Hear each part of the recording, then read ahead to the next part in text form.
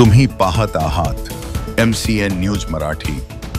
अकोट तालुक्यातील सातपुड्याच्या पायथ्याशी असलेल्या ग्राम बोर्डी येथील ब वर्ग तीर्थक्षेत्र संजीवन समाधीस्थ श्री संत नागास्वामी महाराजांचा वर्षी महोत्सव 26 नोव्हेंबरला मोठ्या हर्षोल्लासात पार पडला। श्री संत नागास्वामी महाराज वर्षी महोत्सवानिमित्त 19 नोव्हेंबरला तीर्थस्थापना होऊन भागवत कथा सप्ताहाचे आयोजन करण्यात आले होते।